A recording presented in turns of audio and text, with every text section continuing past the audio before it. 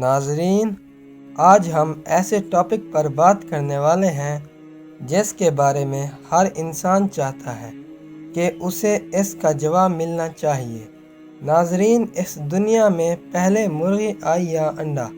اس سوال کا جواب ہم آپ کو قرآن مجید کی روشنی میں دینے والے ہیں، تو ویڈیو کو بالکل سکپ مت کریں اور ہمارے چینل اسلامک انفو اسٹوڈیو کو سبسکرائب کر دیں تاکہ آنے والی ویڈیوز آپ تک پہنچ سکیں۔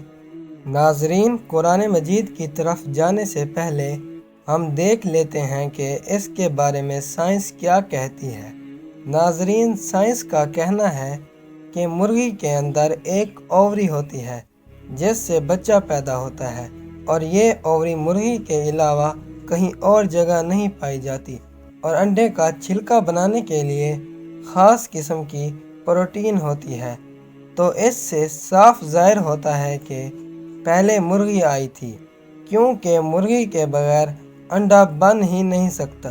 مگر کیونکہ ہم مسلمان ہیں تو ہمیں ہر معاملے میں حضرت محمد صلی اللہ علیہ وآلہ وسلم کی زندگی اور قرآن مجید سے رجوع کرنا چاہیے۔ ناظرین، قرآن مجید میں اللہ تعالیٰ فرماتے ہیں کہ اور ہم نے ہر چیز جوڑے میں بنائی تاکہ تم نصیحت حاصل کر سکو۔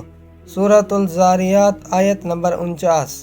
اس طرح سورۃ الیاسین میں اللہ تعالیٰ فرماتا ہے کہ پاک ہے وہ ذات جس نے بنی نوع انسان کے جوڑے پیدا کیے، خواہ وہ زمین کی نباتات میں سے ہوں یا ان کی اپنی جنس یعنی بنی نوع انسان میں سے، ان اشیاء میں سے جن کو یہ جانتے تک نہیں۔ ناظرین، اللہ پاک کے اس فرمان سے پتہ چلتا ہے کہ اللہ تعالیٰ نے اس دنیا میں ہر چیز جوڑے کی شکل میں بنائی، اور جس طرح انسان کی نسل حضرت آدم علیہ السلام اور حضرت حوا علیہ السلام سے چلی ہے، اسی طرح ہر چیز کی نسل بھی اس کے جوڑے سے آگے بڑھی۔ ناظرین، اس بات سے یہ کنفرم ہوتا ہے کہ دنیا میں نہ تو پہلے مرغی آئی اور نہ ہی پہلے مرغا، بلکہ اللہ تعالیٰ نے اس دنیا میں پہلے مرغی اور مرغے کا جوڑا اکٹھے بھیجا، جس سے ان کی نسل آگے بڑھی، کیونکہ اللہ تعالیٰ ہر چیز پر قدرت رکھتا ہے، اور جب وہ کن فرماتا ہے یعنی ہو جا تو وہ چیز ہو جاتی ہے۔ تو ناظرین، آپ کا اس بارے میں کیا خیال ہے؟ کمنٹ میں ضرور بتائیں، اور ویڈیو اچھی لگی تو ویڈیو کو لائک کریں اور چینل کو سبسکرائب کر دیں۔